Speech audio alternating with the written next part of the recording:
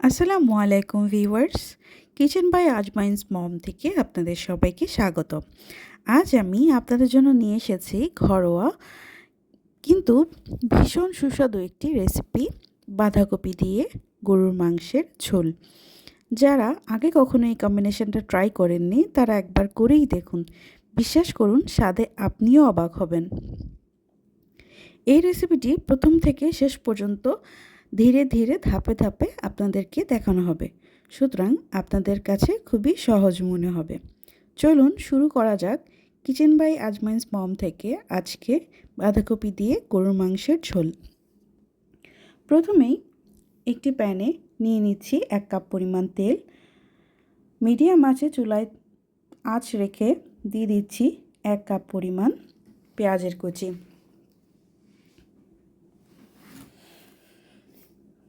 পেঁয়াজের কুচিটাকে বাদামি রং করে ভেজে নিতে হবে।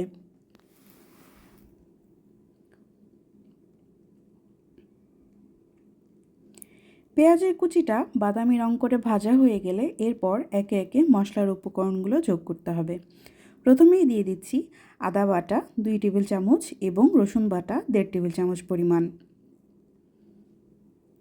গরুর মাংসে আদা বাটার পরিমাণটা একটু বেশি দিতে হয়।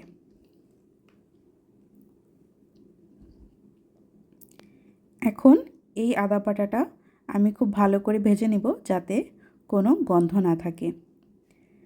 ভাজা হয়ে গেলে আমি 1/2 কাপ পরিমাণ পানি যোগ করে আরও 2 মিনিট কষিয়ে নিব।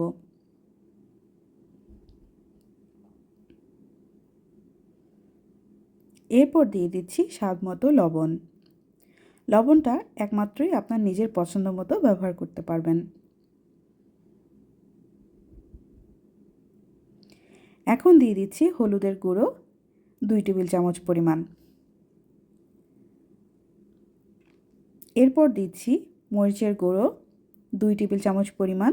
আর ঝালটা একান্তই আপনার ব্যক্তিগত ব্যাপার, আপনি চাইলে ঝাল কিছুটা কম অথবা বেশি দিতে পারেন।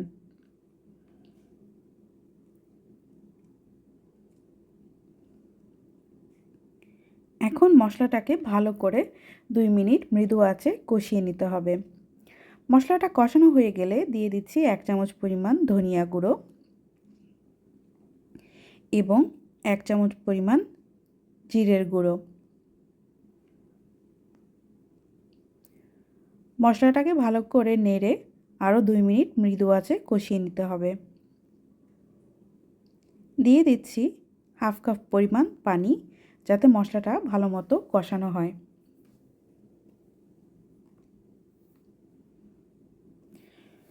মাংসের জন্য এই মশলাটা ভালো করে কষানো খুবই উপকারী। দিয়ে দিচ্ছি কিছু কাঁচামরিচ ফালি করে। এই মাংসের মশলাগুলো 4 থেকে 5 মিনিট ভালো করে ভেজে নিলেই দারুণ একটা সুগন্ধ বের হয়ে আসবে। আমি এখানে গোটা গরম মশলা গুঁড়ো ব্যবহার করেছি, গোটা বা আস্ত ব্যবহার করিনি। আপনি চাইলে আস্তও ব্যবহার করতে পারেন। কিছুক্ষণ নেড়ে নিয়ে ভালো করে কষিয়ে নিতে হবে 2 মিনিট মৃদু আঁচে। এখন আমি ধুয়ে পরিষ্কার করে রাখা গরুর মাংসগুলোকে দিয়ে দিচ্ছি। এখানে আমি 1 কেজি পরিমাণ গরুর মাংস নিয়েছি। আমি হাড়, চর্বি, মাংস, সলিড পিস সব কিছু মিলিয়ে নিয়েছি, তবে এই রান্নাটা সলিড পিস দিয়ে করলে বেশি ভালো হয়। এখন আমি মাংসগুলোকে মশলার মধ্যে দিয়ে দিব।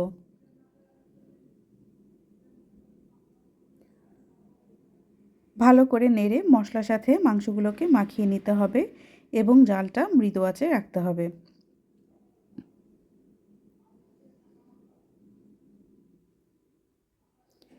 আমি এখানে এক্সট্রা কোনো পানি যোগ করব না, মৃদু আঁচে রেখে ঢেকে 15 মিনিট মাংসটাকে কষিয়ে নিব। দেখেছেন অনেকটাই পানি উঠে এসেছে। আমি এখানে এক্সট্রা কোনো পানি ব্যবহার করিনি। এখন মাংসটা খুব ভালো করে নেড়ে নিতে হবে যাতে নিচে না লেগে যায়। ভালো করে নেড়ে নিয়ে আমি এতে 1 কাপ পরিমাণ পানি যোগ করে নেব। মাংসটা আরও 10 মিনিট কষানোর পরে ভালো করে নেড়ে নিতে হবে।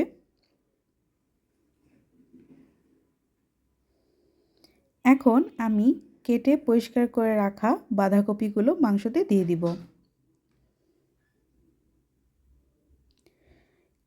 মাংসের তেলটা যখন উপরে উঠে আসবে তখন বুঝতে হবে মাংসটা অনেকটা কষে এসেছে। এই মুহূর্তে বাঁধাকপি কুচিগুলো মাংসতে যোগ করে দিতে হবে।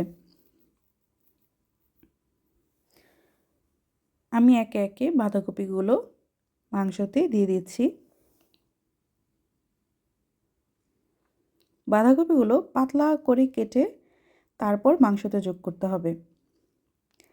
এখন ভালো করে নেড়ে নিয়ে মাংসের সাথে বাঁধাকপিগুলোকে মিশিয়ে দিতে হবে। বাঁধাকপিটা যখন মাংসের সাথে মিশে যাবে তখন কিছুটা মিষ্টি স্বাদ যোগ করবে।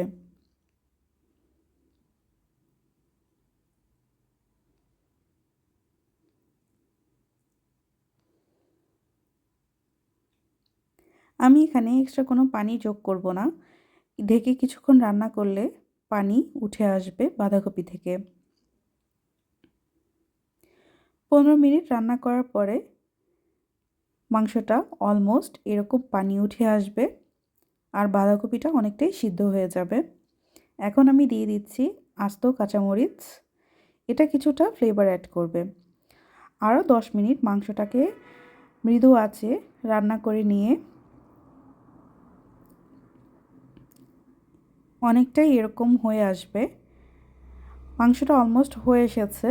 এখন নামিয়ে গরম গরম পরিবেশন করতে হবে। একদম পারফেক্ট হয়েছে।